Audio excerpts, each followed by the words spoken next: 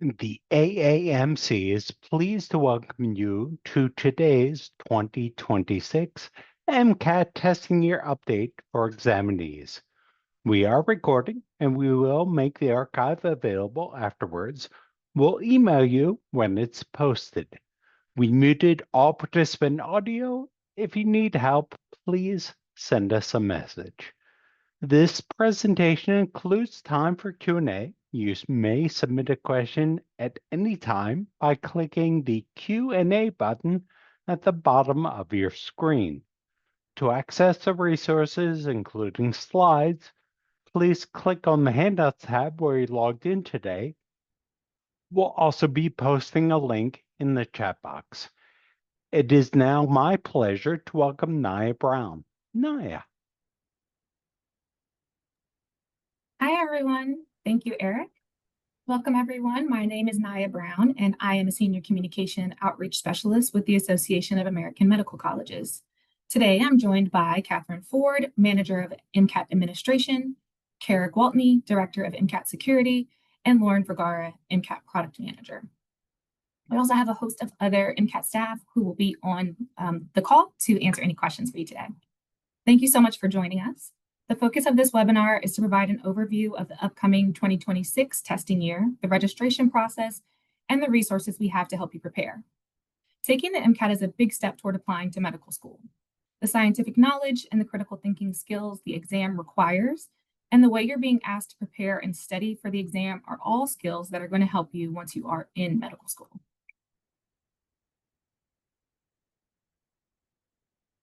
We'd like to get started with a question. We had nearly 2,000 people register for our webinar today from all over the world, and we'd love to know what you're most interested in learning about during today's session.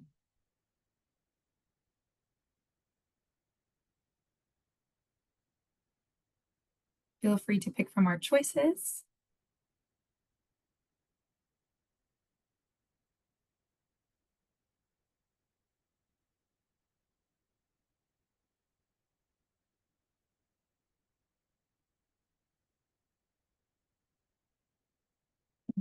Eric, if you want to go ahead and close the poll, you can move on.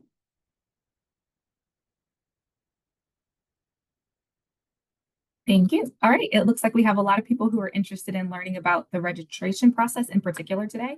We'll definitely be tackling that during our time together. Thank you so much for spending your time with us today. While we will be focused on the MCAT exam, we will be sharing additional information about other ways the AAMC can support your journey and a resource sheet with links to help you navigate our services and supports.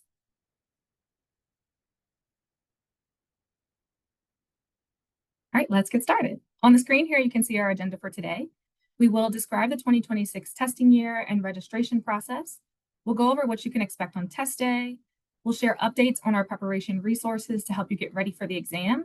And we'll, of course, leave some time for Q&A and address many of the questions you've submitted in advance. First, I'll give a quick overview for you all. I'll go over some of the basics of the exam as we got a few questions in advance about the content in particular. The MCAT exam is a standardized computer-based multiple choice exam taken at a testing center. All US and many Canadian medical schools require you to submit recent MCAT scores with your application for regular admission to medical school. The exam tests you on the knowledge and skills medical school students, faculty, and residents have identified as key prerequisites to be ready for and succeed in medical school.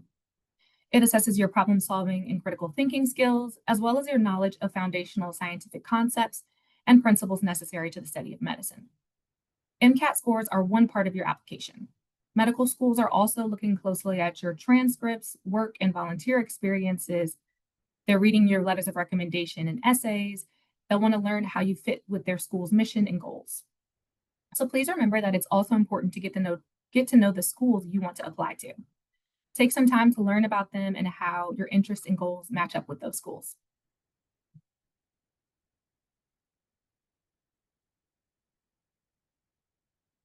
On the next slide here,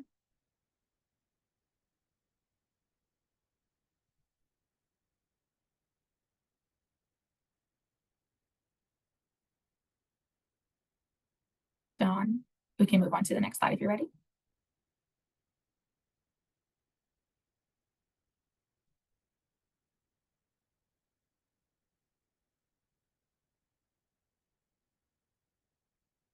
Thank you.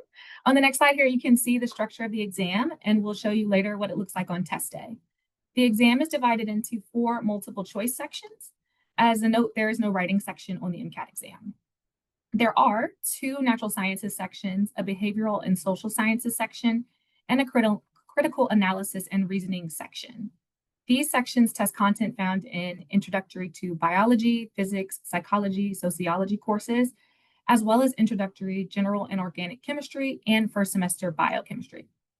To learn what content is tested in these sections, start by looking at the official content outline on our website. It provides all the concepts and skills tested on the exam. You can access it in the free resources section of our MCAT prep pages or through the MCAT prep hub. Thanks again for being here today, and we wish you the best on this journey. I'm going to turn it over to Catherine now, who will talk a little bit about the 2026 testing year.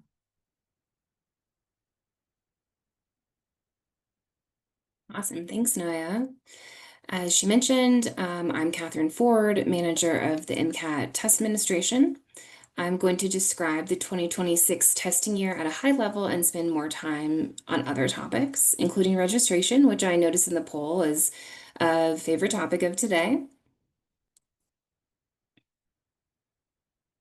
So here are a few general pieces of information to kick us off. The testing year runs January through September. Decisions around when exam dates are scheduled is based on historic understanding of scheduling patterns and examinee preference. Other factors include, when the test center is available, national holidays, and the admission cycles. In terms of start time for the exam, we offer one appointment time, which is 8 a.m.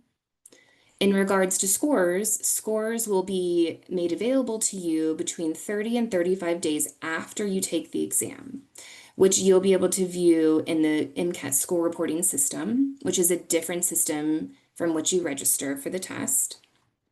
The MCAT score reporting system is, of course, free of charge to you and any programs that utilize the system to receive your scores. Here is the testing calendar for the US dates in 2026. As in a typical testing year, we offer about 30 dates starting in January and continuing through September. This year, we added a new February date to the calendar, which is available for anyone who wants to use it. So you'll see a little dot in February. That's, again, new for this testing year. The calendar and the score release dates are on the website today for all locations and months. So you can go and view this website a little bit bigger. We made every effort to avoid major national holidays and place the majority of our test dates on Fridays and Saturdays, which examinees have indicated as preferred test dates. For our Canadian examinees, we have a slightly different calendar for our Canadian test centers due to demand being significantly heavier in the summer months. Similar to the US testing calendar, though, Canadian examinees also have about 30 opportunities to test, just on slightly different dates. That calendar can also be found on the website. So when is the right time to take the MCAT? The answer is when you feel confident you're ready to take it. When do you want to apply to medical school or other schools that take the MCAT? Whether you decide to go straight from your undergraduate program to medical school or take time off in between, it's a good idea to think about when you want to enter medical school and then work backwards. If you think you may want to retest and want to leave yourself that option, you might want to think about taking the exam earlier in the testing year and then again after maybe you've studied a little bit more a second time. Do you feel confident with the content? The MCAT exam doesn't have any required courses you need to take before registering, but if you feel you need more time to prepare based on what is on the test, consider a date later in the testing year. And finally, be sure to look at the medical school admissions requirement resource to learn about school application deadlines. So let's talk about testing limits. How often can you test? There are no changes from the last year in case any of you are here taking the exam this year and have in the past as well. But I want to go over testing limits for those of you who might not be familiar. You are limited to testing 3 times within one testing year. And again, the testing year runs January through September. So you could think of it as a calendar year. We just don't test every month. So you are limited, again, to testing 3 times in one testing year, 4 times over the course of 2 consecutive testing years and 7 times across your lifetime. This means if you tested 3 times last year in 2025, or this year's calendar, but 2025, if you tested 3 times in 2025, you will only be allowed 1 attempt in 26. Please note that no-shows and voids, meaning you didn't show up to your test or you voided your test, do count towards the attempt limit. So if you no-show, you void, or you score, those all count, although they do not appear on the score report sent to medical schools. So a no-show and a void do not appear on the score report sent to medical schools. We have found that the vast majority of you will be able to meet your testing needs well within these limits, but we will consider exceptions. Appeals for exceptions to the testing limits can be sent in an email to mcat@wmc.org until the MCAT registration system opens to submit a service request. So if you're in need, if you would like an extra attempt now to sign up for the testing year 26 in a couple weeks, you can submit that now and we can review your appeal. Exceptions will be granted 1 time per testing year. This is a new policy, so just to note that exceptions will only be granted 1 time per testing year. Next slide. Thank you. So here is an example of part of an MCAT score report. You'll notice that you'll receive 5 scores, 1 per section, and then a total. Your section scores are added together to create your total score, and the ranges for each section and total score are listed on the slide. And I mentioned earlier that MCAT scores are released 30 to 35 days after your testing date. So you won't be able to know your score before they are released. So let's talk a little bit about WMC fee assistance. So the AMC's fee assistance program helps those with financial need. It defrays the cost of preparing for and taking the MCAT exam and applying to medical schools that use the AMCAS application. The AMC expanded the eligibility requirements in 2020 to help students affected by the pandemic. We did this by expanding the income requirements from 3 to 4 times the poverty level. These changes have remained in place. A few things worth noting: the application is open now and will close in December. The fee assistance program requires to apply 5 days in advance from when you plan to use the benefit. So I would recommend applying as soon as you can, this week, next week, if you want to use the benefits to sign up for the MCAT if you plan to come to season opening. So benefits are not retroactive. It's important to have been approved for fee assistance before you sign up to take the MCAT or before you sign up to use the benefits for AMCAS or any of those other programs. But you should apply now if you plan to come to season opening and would like, to be approved. You'd need to be approved before then.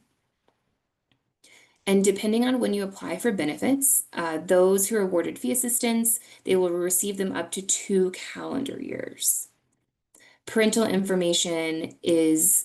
financial information is required for all examinees under 26, and the fee assistance program is open to everyone with a US-based address. Additionally, for the 2026 testing year, the Association of American Medical Colleges, US, and the Association of Faculties of Medicine of Canada will continue its fee assistance program for Canadian examinees in financial need to help them prepare and register for the MCAT. The benefits are the same for the US and Canadian beneficiaries, but you just apply through different programs. Okay, next slide. Thank you. As you may know, being awarded fee assistance includes a number of benefits, so we'll go over them.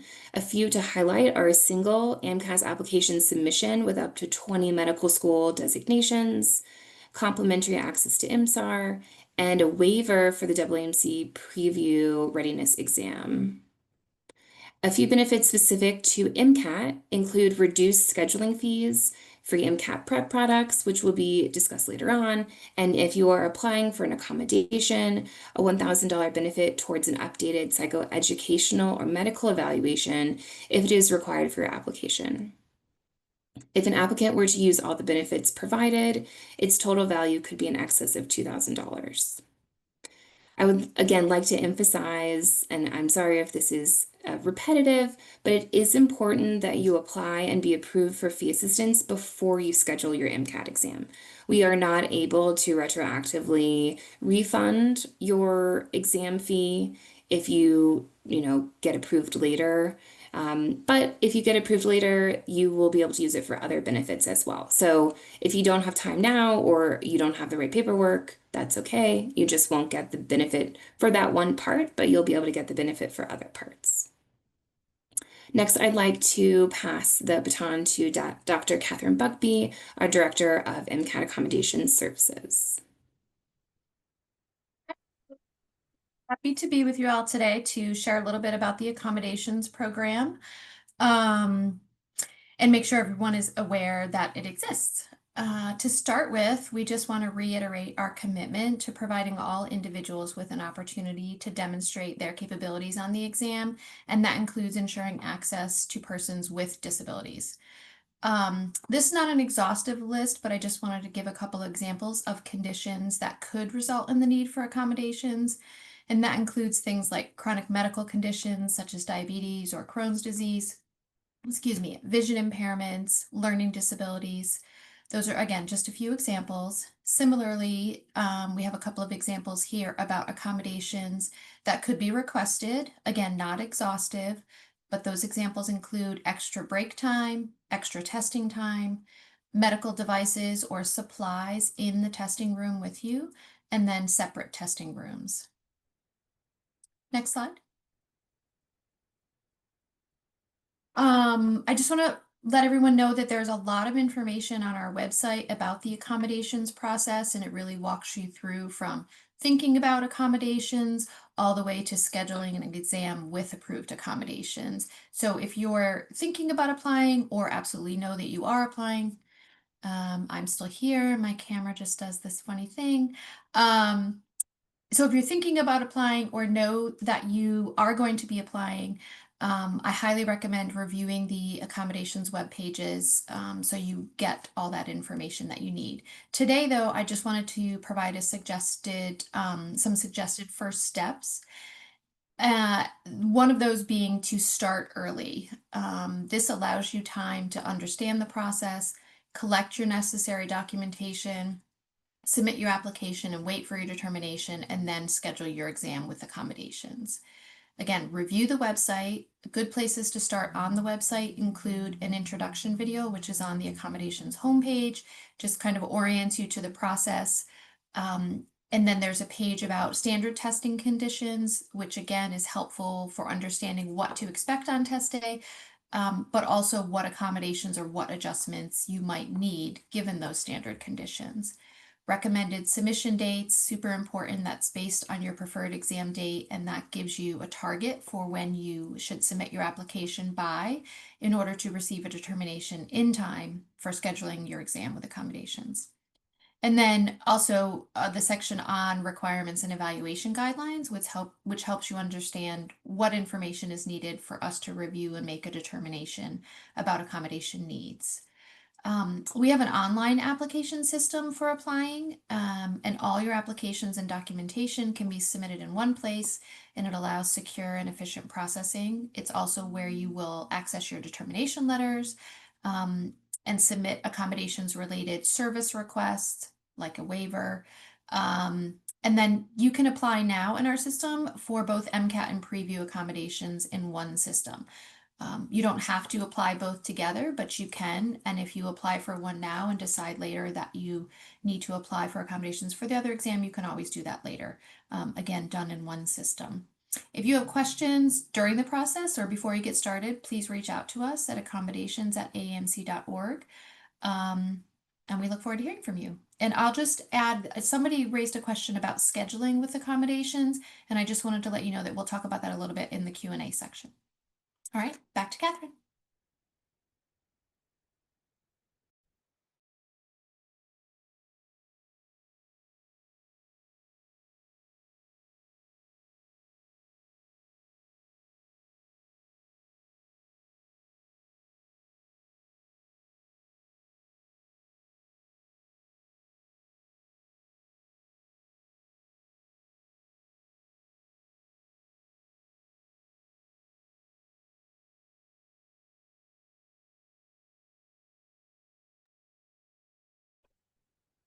I think can you hear me? I think we lost Catherine. But Naya, let me see if I can just jump in and help If you can, keep the ball going. Can you hear me? yes, we can hear you. Okay, great. Why don't you go ahead and get on to, yeah, what is very exciting news. I think that I'm going to be able to share with us. And hi, everyone. Sorry, I'm Jennifer Antonio, Senior Director of MCAT Business Operations. So let me start by talking about the registration opening, which again was the fan favorite here based on the poll earlier today. There is a slight change if you've registered with us before, so I wanted to make sure I go over this, and again, we can answer more questions in the Q&A.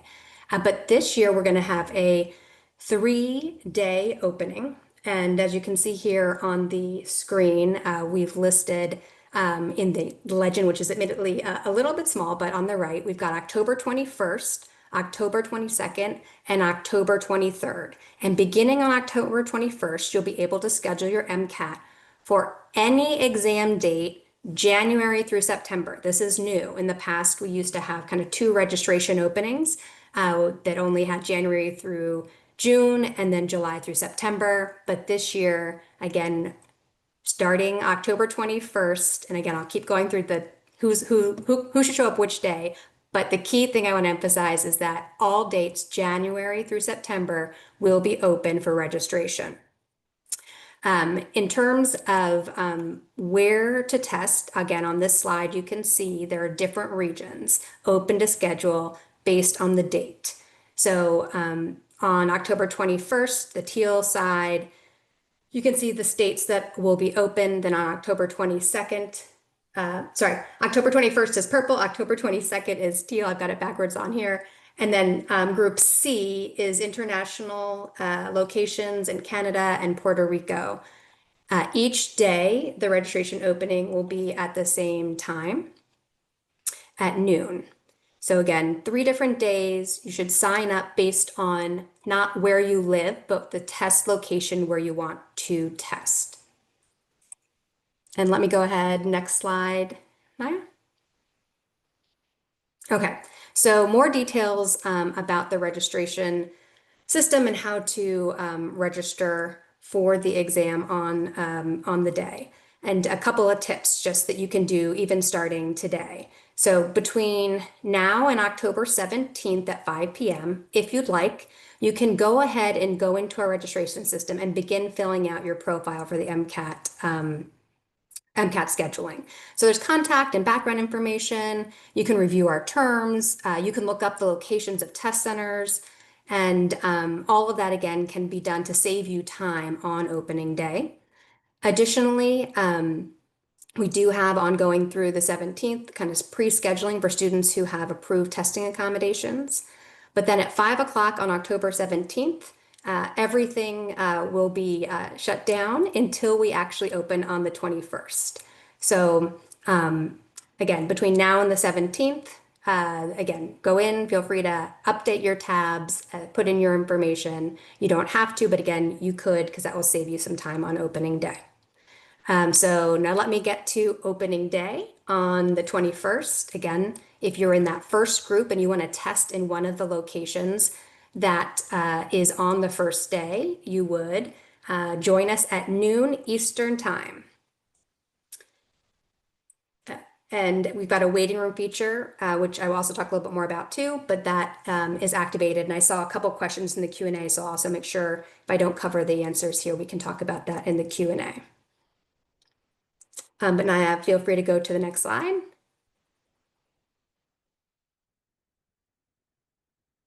Actually, one more second. I think I'll just cover the waiting room piece now, Naya, if you don't mind going back. Okay, just on the waiting room, so no one has to wait to get an answer to those questions.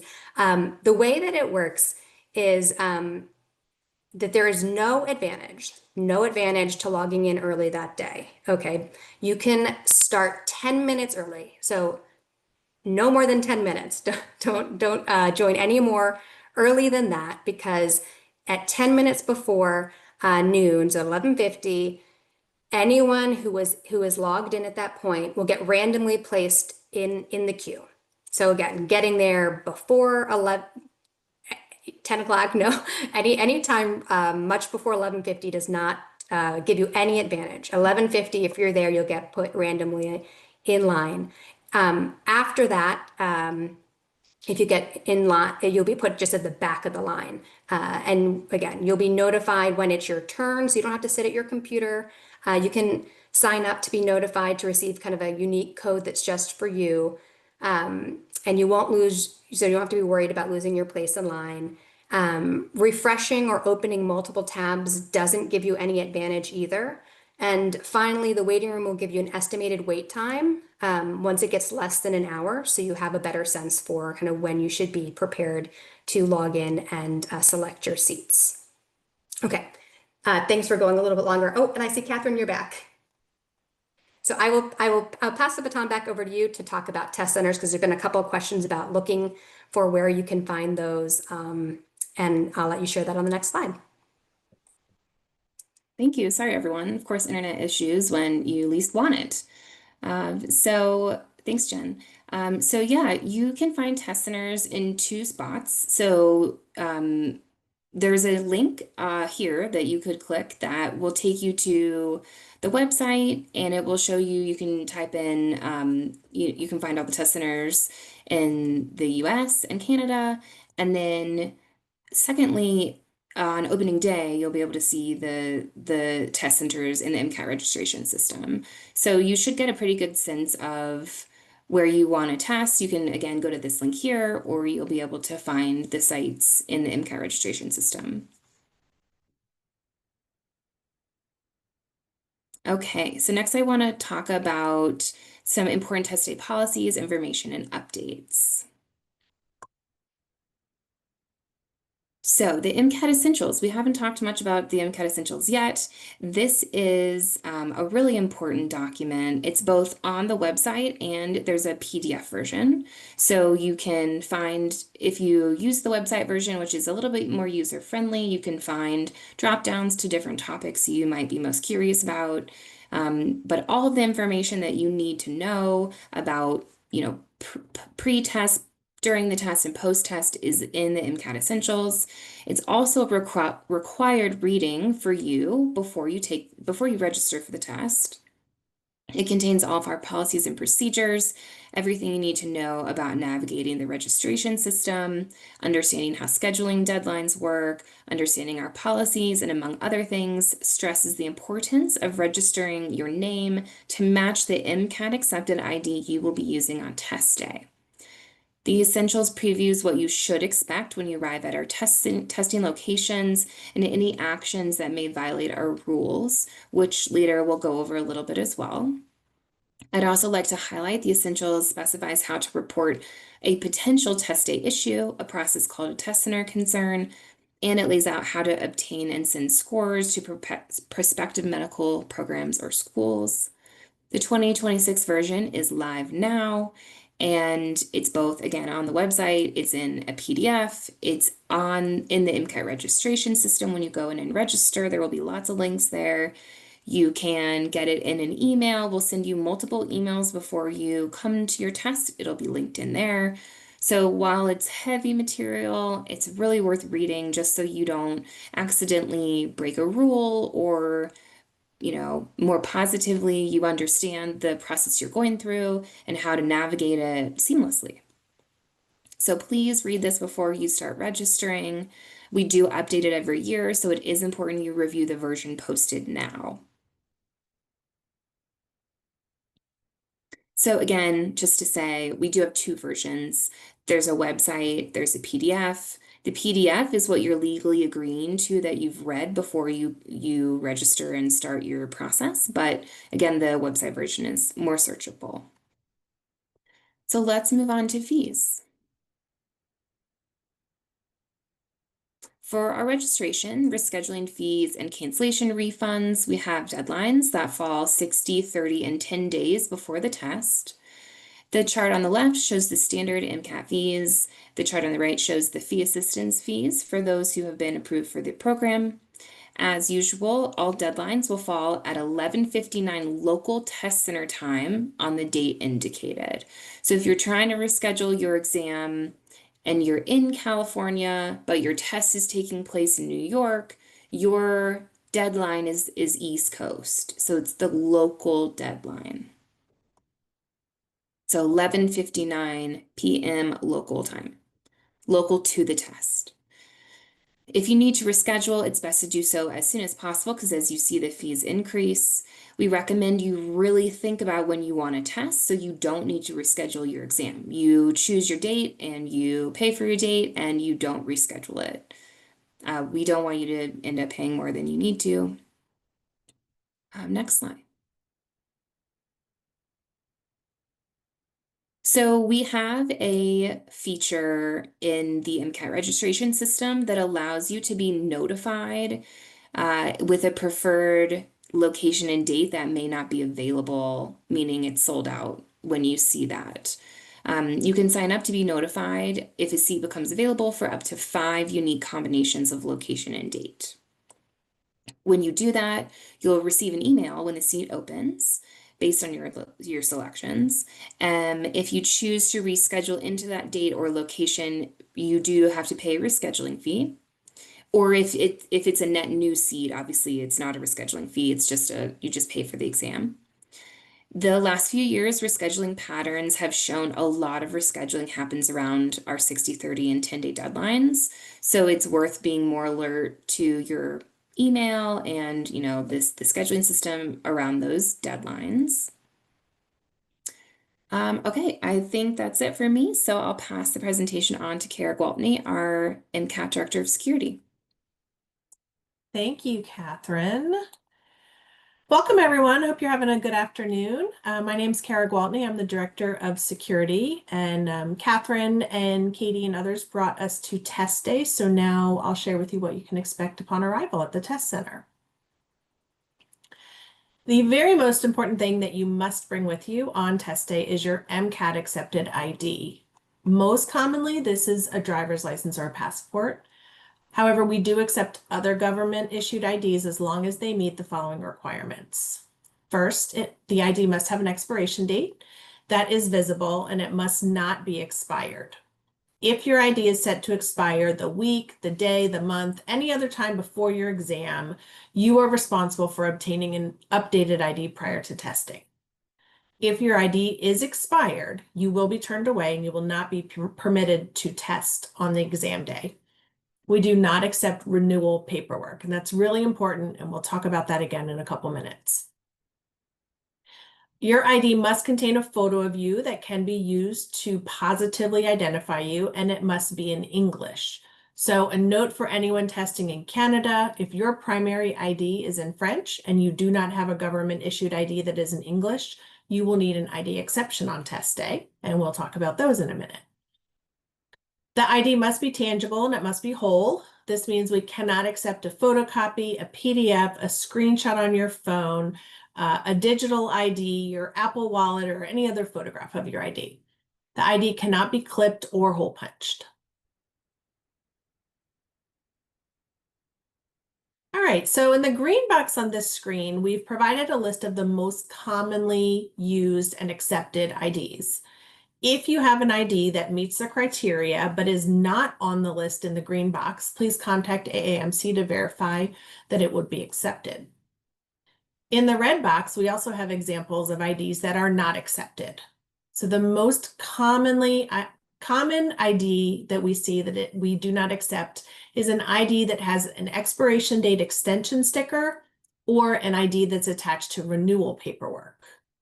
We cannot accept extension stickers or renewal paperwork, and you will be turned away if you have those on exam day. We know things happen. We know that you've maybe applied for a new license, and because yours is expired, but it's not here yet, maybe the passport office is backed up. So we do offer an ID exception process for those who have taken the steps to begin initiating getting their new ID, but it's not in hand yet. So you must request an ID exception and provide all requested documents in support of the exception no fewer than 3 days before your exam. ID exception requests are submitted under the service request area of the MCAT registration system, and we will accept the request starting 2 weeks before your exam up until 3 days before. Okay, so when you arrive at the test center, as I just mentioned, you'll need to have your government issued MCAT accepted ID. The name on your ID must exactly match the name on your registration, or you will be turned away and unable to test. So I'm going to give you some examples of the most common challenges we see with this. For example, if you go by Matt, but your ID says Matthew, your MCAT registration must say Matthew. Sam, Mike, Abby, all of those. If you have a legal first name, but you go by a nickname, your MCAT registration must list your legal first name in order for it to match your ID. This is super important. This is one of the biggest turnaway reasons that we see on exam day.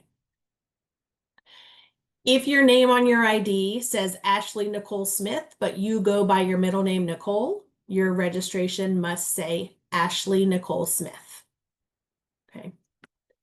After you register for the exam, you will receive 4 emails leading up to your test day that remind you to check your registration name. Please read the emails and verify that your name is correct compared to the name on your ID. It will save you so much last-minute panic leading up to exam day and the possibility of being turned away on test day if they don't match.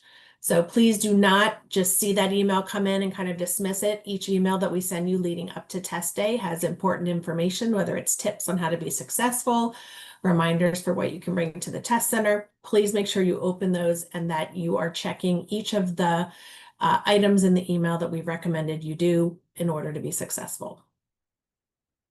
So during your check-in, a test day photo will be taken by the test administrator and your digital signature will be collected.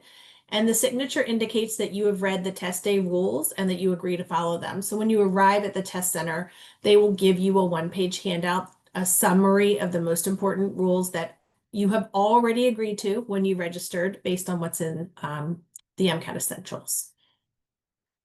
You will have biometrics taken, and these consist of a palm vein scan, which is completed during admissions, during every entry and exit from the test room, and at the conclusion of the exam. You are not permitted to waive the palm vein scan coming in and out of the test room. So this is a really important way that we make sure that you are the person who is sitting down for the exam.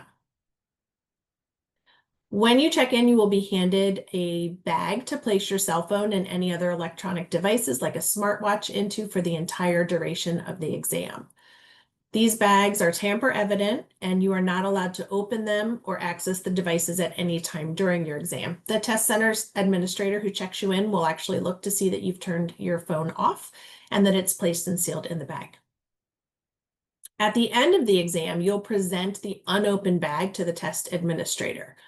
Please do not open it yourself. We know that this is our instinct, right? As soon as you get out of an area where access to your phone has been prohibited, the first thing you want to do is pick up your phone and see what you've missed. But please take the phone to the front desk. The test administrator will open it for you and they will give you your test day certification saying that you completed the exam, and then you can take your device out.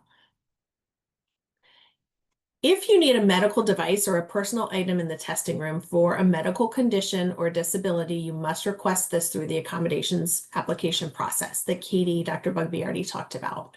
And you can learn more about these on the MCAT accommodations webpage. We've already stated that you can bring food, drink, and medicines to be kept in your locker for access during your breaks. The test centers do not have refrigerators or microwaves, and examinees may not leave the test center to retrieve food from their vehicles or have anything delivered to them by either a third-party service or a family member. Please do not bring notes, review sheets, or other MCAT prep items with you on test day. If you do have them because they're in your car and maybe you got to the test center extra early and you're looking them over, leave them in your car. Do not bring them in. If you're seen accessing notes or if the test center suspects that you have accessed notes, they will document it and it gets submitted as a security violation. So we then investigate and determine if accessing notes gave an unfair advantage. Trust me, it's just easier to leave them at home and not bring them into the test center.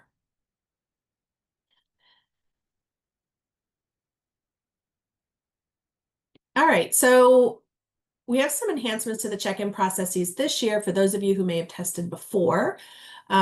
Test delivery vendors often make changes to processes at their test centers to meet the changing landscape of technology and other things that individuals may attempt to use to gain an unfair advantage on either a high-stakes exam like the MCAT or a certification exam. So for the 2026 testing year, our delivery partner, Pearson VUE, is implementing a new policy for wearing layered or layers of clothing. So many of our examinees choose to wear layered clothing, such as a sweatshirt or a sweater over top of another shirt to account for a change in temperature during the exam. As we know, everyone's temperature tolerance is different. And while the test center temperatures are set between 70 and 72, we know that's chilly for some people and it's hot for some people. So you can wear layered clothing into the testing room, but if you wish to remove that sweater or sweatshirt at any time, you must raise your hand. The test center proctor will remove you from the testing room, and then you can take off the clothing and go put it in your locker, and then you return to the testing exam room. So you could remove the layered clothing during a scheduled break or an unscheduled break in the middle of the exam if you can't wait that long. However, the exam timer will not stop and it will not be paused when you leave the room to place layered clothing in the locker if you do it during an unscheduled break. So we'll talk about breaks in a minute, but you do have a break between the first and second, the second and third and fourth sections of the exam. So there's an opportunity to put the layered clothing away at that time. Our prior policy was that layered clothing could be removed and placed on the back of chairs, and that is no longer permissible. The test center staff will come into the test room and ask you to step out to put it away in your locker if you hang it on the back of your chair. All right, so we've completed the check-in process. We understand what's expected of us, and now the test center staff has taken us to our workstation and we're ready to start the exam. So as we previously stated, start times are around 8 o'clock, but there's a slightly staggered start just because of the number of people who are being checked in. And the full length of the exam with breaks is 7 hours and 30 minutes. So the exam will follow a traditional format as shown here. The order in which you will see the instructions, the content, and the break sections are as follows. And I know that the order I'm about to talk about is different from the order on a prior slide, which had cars coming last. Cars does not come last. It is our second section. So you'll see that as we talk about it in just a minute. So the first screen is the test day certification. This is a reiteration of the rules that you agreed to follow when you registered and what's in the examinee agreement. You have 4 minutes to review this page, and in order to proceed with the exam, you must agree. Next is the 10-minute tutorial. The tutorial demonstrates use of exam functionality such as scrolling, highlighting, strike through, accessing the periodic table, marking your answers, reviewing questions, all of the things that you may want to or need to do as you sit for the exam. The tutorial is optional, meaning you may skip it and go right into chemical and physical foundations of biological systems if you choose. CPBS, which is the first section, contains 59 questions. You'll have 95 minutes to complete. You are then offered a 10-minute optional break. Following CPBS or the break, you will begin critical analysis and reasoning skills, or CARS. CARS is 90 minutes long and contains 53 questions. At the end of CARS, you are offered a 30-minute mid-exam break, which also is known as the lunch break. It is also optional. After lunch, you'll begin Biological and Biochemical Foundations of Living Systems. BBLS contains 59 questions with 95 minutes to complete. You are then offered a second 10-minute optional break before Psychological, Social, and Biological Foundations of Behavior begins. This last section is 95 minutes long with 59 questions. Once all 4 sections of the exam are complete, you will be presented with the void screen. You will have 3 minutes to decide if you wish to score or to void your exam. Once you make this choice, it cannot be undone or changed. And finally, we request that you complete the end of day survey, which asks a series of questions and offers you the opportunity to give feedback to the AAMC.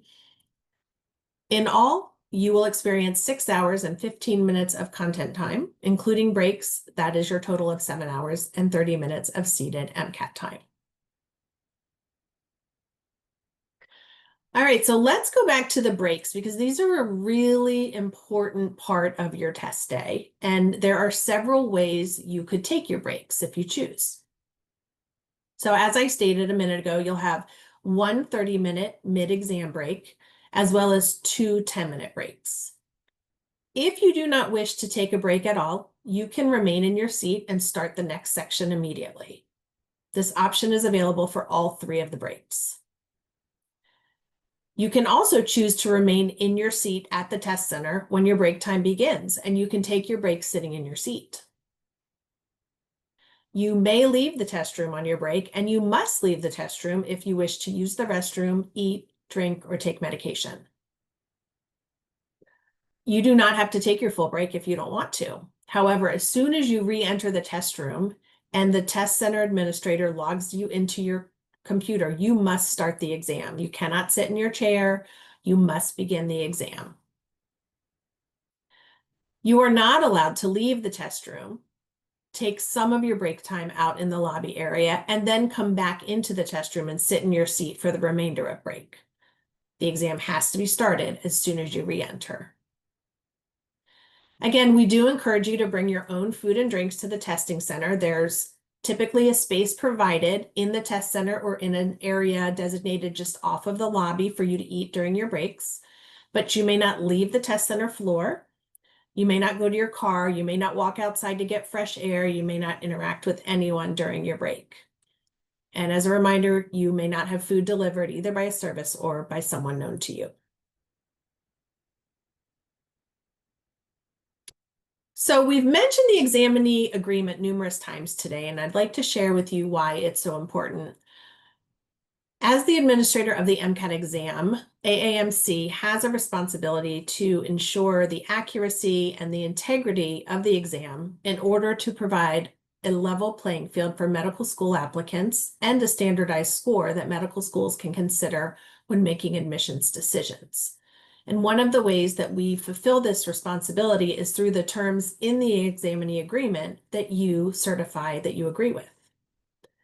So you are required to certify that you've read and agreed to the examinee agreement during the registration process. Please read this carefully. There are multiple I agrees that you need to check. Please stop and read each one as you go through so that you fully understand what your responsibility is as an examinee. We do see the most problems on test day and after due to examinees not having read the agreement. So this agreement explains your responsibilities as a future medical professional to maintain privacy and uphold the integrity of the profession. Violations of the examinee agreement are avoidable if you know what you are permitted to do and what you are not permitted to do leading up to and on the day of the exam. The security team at AAMC actively follows up on all reported violations, and consequences range from a warning to cancel scores to a report sent to medical schools.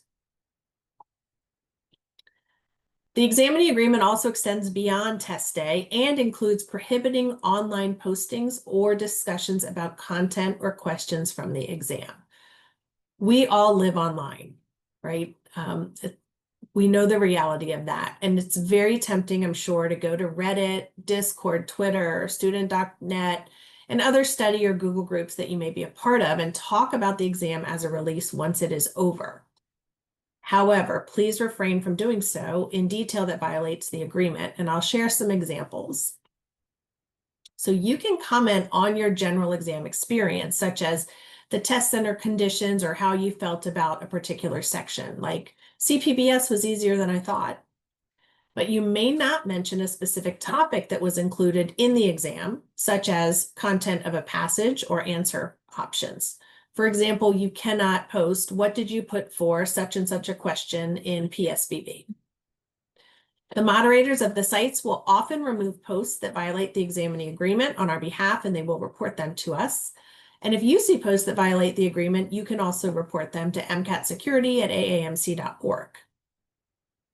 The bottom line is, if you take the exam and then discuss content with someone who's taking it later this year, you're potentially giving them an advantage to do better or earn a higher score than they otherwise may not have earned had they not been told what was on the exam. So this creates an unlevel playing field for applicants. And we monitor and participate in the discussion boards just as you do. There have been situations where multiple individuals were reported for violating the agreement. We've had to investigate, and then letters are attached to their AMCAS applications detailing the violation. We don't want to do that. You don't want to have that. So to make sure that you know exactly what's expected, we've published the guidelines for discussion on the MCAT exam on our website, which outlines exactly what can and cannot be discussed. And a link to that page will be provided for you in the chat. With that, I will hand it over to Lauren Vergara to talk about the MCAT prep resources and how we help students prepare for the exam. Thanks, Kara. Hi, everyone. I'm Lauren Vergara, MCAT Prep Product Manager, and I'm going to talk about our free and low-cost prep products and resources. So I'm going to start with what's new for the upcoming testing year. We are offering a new practice exam this year. It's another scored full-length exam that has explanations for all 4 answer choices, like all of our other newer products do. It's $35 like our other exams and will be included in the online bundle. We used to have the printed official guide to the MCAT, but we don't sell that anymore. All of that information can be found on our website. But the official guide had 120 practice questions that were available online. Those questions are now free in the free resource, the What's on the MCAT content outline course. And that's a free resource for everyone in the MCAT official prep hub. The content outline course is not new this year, but having those practice questions this year is new.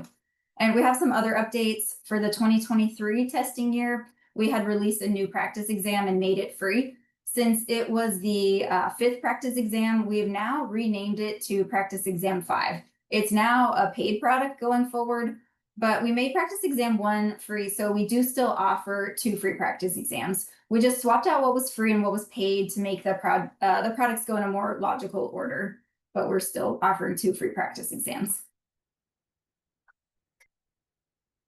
And next slide. Okay, the AMC offers free resources to help students plan and then practice for the MCAT. We offer planning resources. Students can start with our guide to creating a study plan. We have a short description of that process on the AMC website and an interactive version of the guide in the MCAT official prep hub, which is the platform used for practice tests and question sets. We provide the What's on the MCAT exam content outline that contains the complete list of foundational concepts, content categories, skills, and disciplines your students will need to know for test day. We have a PDF version of the content outline on our website, and that outline is available as a course in the MCAT official prep hub. Previously, it's always had links to Khan Academy lessons and open access textbooks covering those topics. And now, new for this year, it includes those 30 questions from each section of the exam. And those are the questions from the official guide that we stopped selling. Both the study plan guide and the content outline course are available by logging into the prep hub at the website on this slide.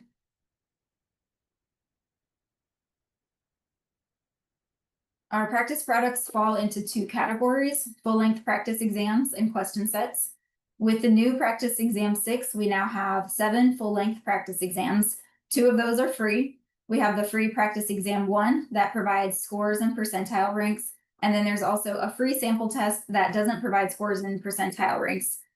If you're looking to maximize free resources, you might want to consider starting with the sample test just to see where you might have content gaps, and then take the free scored practice exam 1 later as a check of your progress. Among the question sets, we have subject-specific question packs, and we also have 2-section banks, some smaller question sets like the independent question bank. Additionally, we offer the CARS diagnostic tool, which can be used to identify strengths and weaknesses in the cars section. We also offer 2 different bundles. The most popular is the online-only bundle. The online-only bundle includes all of our products, and that's the benefit that's included with the fee assistance program. And we also offer a bundle of just the question packs. And I'd like to share some other resources that we offer. The pre-med resources page provides a calendar of pre-med events and guidance on how to apply through AMCAS and finance medical school. There are also recorded webinars on the fee assistance program, the preview professional readiness exam, and webinars with medical students on how they apply for the MCAT exam. We also have the virtual medical school fair coming up October 29th through 30th. Students can connect with admissions officers, pre-health advisors, and AMC experts to get information and resources on applying to medical school. On the first day, we'll host live information and Q&A sessions. And on the second day, the exhibit hall will open to connect medical schools, student groups, and post-bac programs with aspiring applicants. Registration is free, and all registered users will receive a discount code for 15% off a subscription to MSAR. That's the Medical School Admissions Requirements database. You can find the registration link in the chat. And please save the date for our next Preparing for the MCAT exam webinar on Tuesday, December 9th. You'll get tips, strategies, and resources to get you prepared for and ready for the exam. The registration isn't open yet, but you can scan the QR code on this slide to see all of the upcoming pre-med webinars. And here are all the ways to contact us. But I'll go ahead and turn it over to Naya to moderate the Q&A. All right, thank you, everyone. We've built in some time today for questions, so we'll answer as many of those as we can. We did receive over 200 advanced questions, some of which were very similar, and many of which were answered during today's presentation. A couple of housekeeping items before we start. I did see a couple of questions in the chat about the recording for this session. A recording will be available. Everyone that's registered for the webinar will receive an email with the recording and the handout with resources in a few days. If you are wanting to take a look at that resource sheet before, Leslie has put a link to that in the chat. We'll also be posting the recording of this session to the pre-med webinar section of the AAMC students and residents website. The MCAT registration team will also be hosting a brief Q&A on Thursday, October 16th. If you're not able to cover your registration specific questions during your Q&A today, please join that session to talk to the team further. Leslie, can you please share the link to that session in the chat?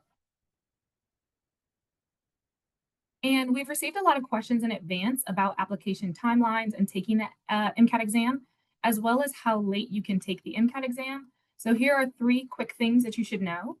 First, every medical school publishes the latest MCAT exam date they'll accept scores from.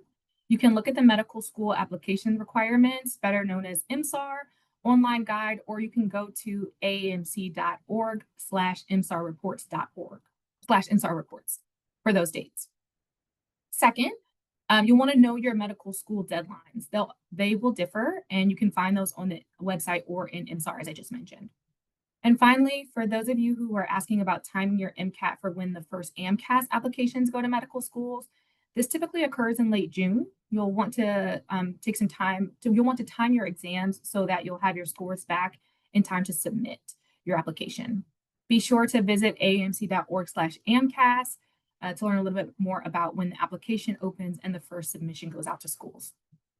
And then we had questions about how do admissions officers view multiple attempts on the MCAT exam? And so to provide a little perspective about that, about 10% of examinees retake the MCAT exam in a given year. Medical schools look at multiple attempts in various ways. Some take an average, others take the most recent or your best MCAT score. They might be looking for improvement. Medical schools will list in the MSAR how they look at multiple attempts, and you can access the guide through aamc.org/MSAR.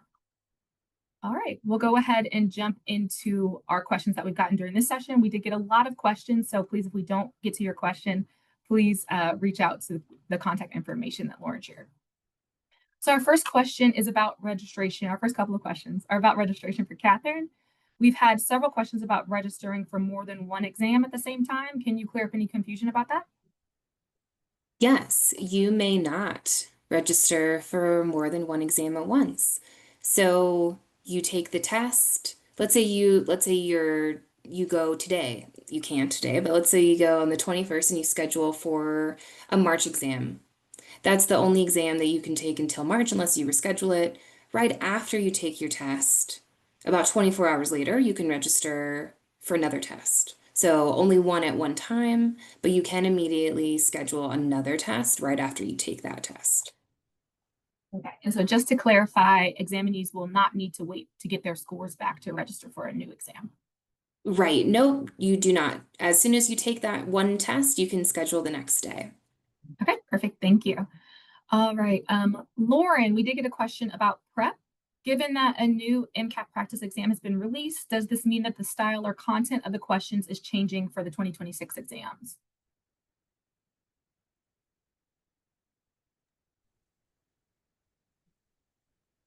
Sorry, I was answering questions in the chat. Yeah, the new practice exam is the same format as our other practice exams, and it is the same as the current MCAT exam. The exam has not changed since 2015, so no changes. All that the new practice exam means is there's an additional practice exam. Thank you. We got some questions about accommodations. Katie, can you talk a little bit about how the scheduling process works for accommodations? Yes. So scheduling for accommodations has essentially 3 steps. One, you need to be approved for accommodations, and that has to happen at least 15 days before your preferred exam date. We recommend that you plan to submit your application to receive a determination further in advance of your preferred test date, but that's the minimum 15 days. So first step, be approved. Second step is to complete the registration tabs in the MCAT registration system.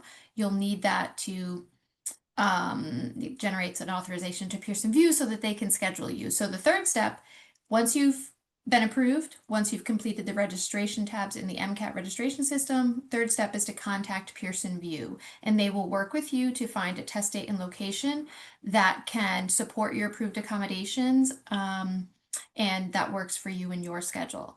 It is based on availability, so keep that in mind. There's sometimes they need to make adjustments, again, in order to ensure that all of your approved accommodations can be delivered.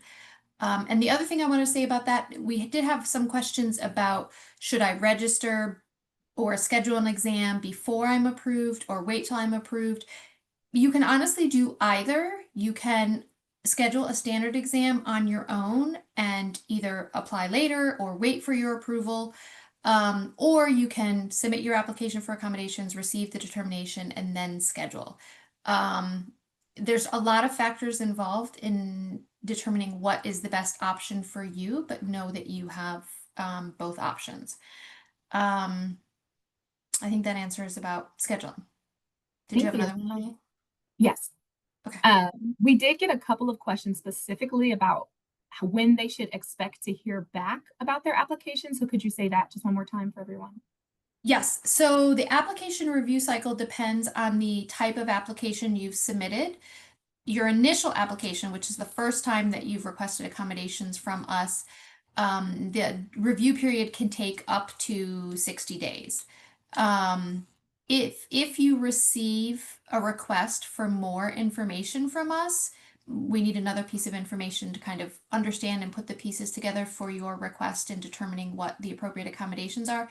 That does extend the review period a bit longer. So keep that in mind. Pay attention to our documentation requirements and evaluation guidelines.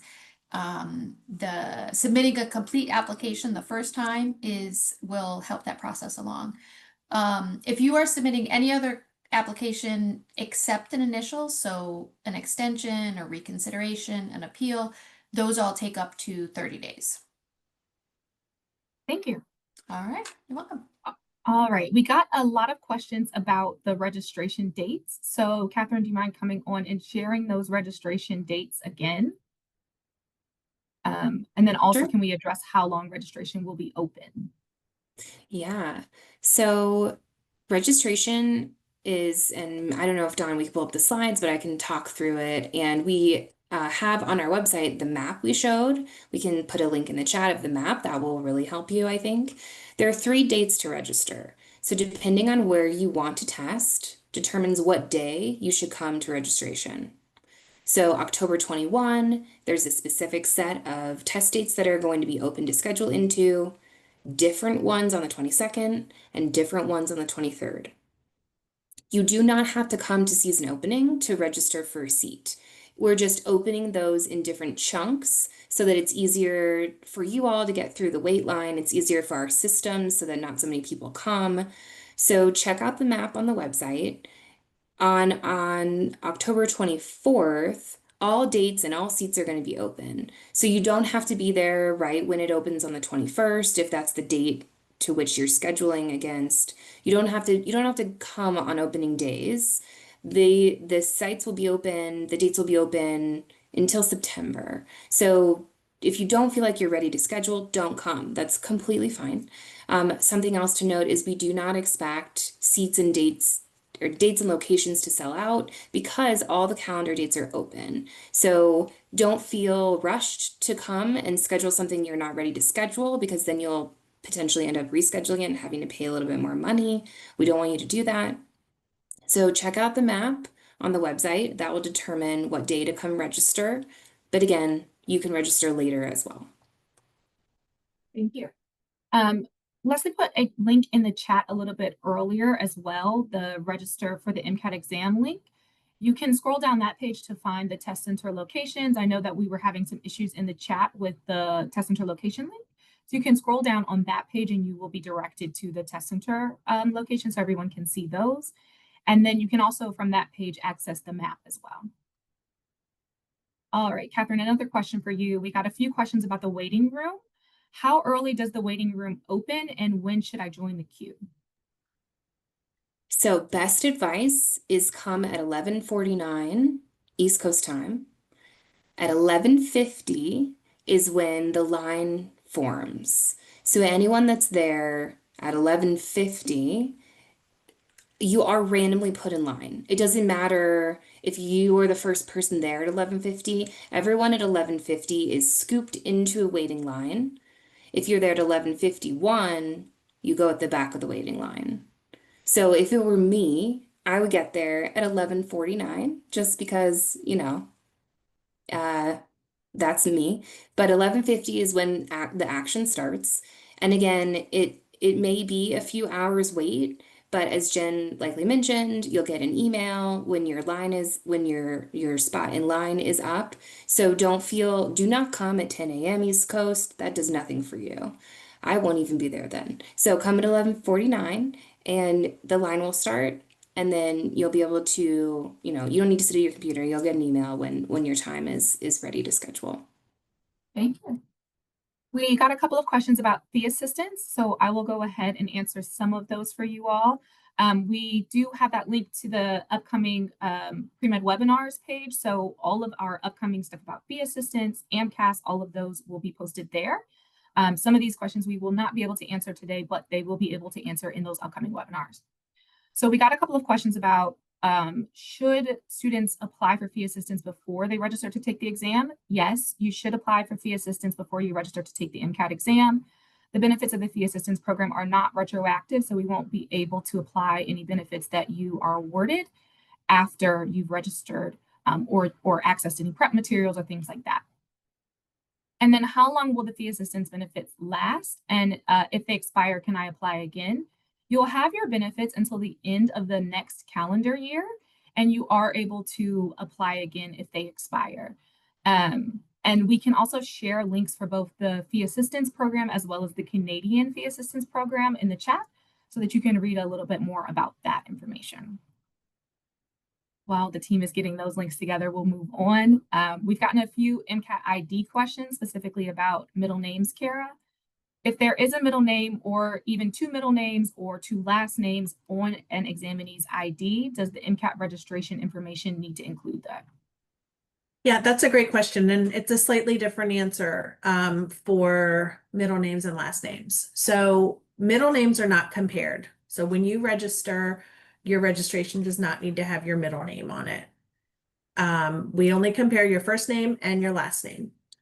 If you have two last names, which we know is very common, as long as one of the last names on your ID matches the last name on your registration, you're fine. We know that for different cultural reasons, the last names may or may not be hyphenated on the line. We don't check hyphens or anything like that either. So as long as one of your last names is on your ID, you will be able to be admitted. Thank you. All right. We also got some questions, Kara, about break time specifically. Does break time during the exam count towards your test time? That's a great question. No. So the test times are separate from break time. So you'll have, let's say, 59 questions in 95 minutes. And then you additionally have a 10-minute break. So it does not take away. Now, if you have an emergency, need to use the bathroom in the middle of the exam and you have to take an unscheduled break, that does count down from your exam time and take away from that 95 minutes. But the scheduled breaks do not. They are built into your total MCAT time. Thank you. Do examinees need to take their full break or even a break at all? No, it's up to you. If you don't want to take a break, you want to cruise right into the next section, go ahead. If you only need a few minutes to get a sip of water and have a quick snack, and you want to come back after 5 minutes, that's fine too. And then do examinees need to leave the testing center or the testing room, excuse me, during their break time? No, you can sit in your seat for your break in the test center. That's also fine. I will say that once you do leave the test center, as I noted earlier, when you come back and the test center staff puts in the password, you must select begin exam right at that moment. You can't sit down. You can't, fidget with your seat or anything. You have to start right in that moment. Thank you. Catherine, we did get a couple of questions about how fast test dates might fill up during registration. Can you address that? Sure. We do not expect on opening days to have any sellouts based on date and location. We are this year, unlike any other year, opening all dates and locations in October. So typically we open half the testing year in October and half the testing year in February. And we decided not to do that this year. So you should not have an issue with sellouts because we're opening everything all at once. Yeah. And then it looks like we have time for one more question. We got a lot of questions about do MCAT scores expire? And if so, when do they expire? I can talk about that. So MCAT scores do not expire, but schools do have requirements about how new an MCAT score is to apply to their schools. So I would check out the school-specific requirements for how old an MCAT score would need to be, and what they would accept in the length, the age of an MCAT score, for lack of a better word. Thank you. And you can find that and other information about the schools in the MSAR, like I mentioned, and it should be on the resource sheet as well. We are just about at time today, so I want to thank all of you for joining us. I hope we were able to answer the majority of your questions either during this Q&A or in the chat. And if not, please visit our website for more information or feel free to contact us using the methods we showed on the screen earlier. And Eric, I'll pass it back to you to close out. All right, thank you. Please give us your feedback on today's presentation by filling out the webinar evaluation that will pop up on your screen when the webinar ends. As a reminder, we recorded this session and we will email you when the archive is posted. On behalf of the Association of American Medical Colleges, thank you to our speakers and of course all of today's participants. Have a wonderful day.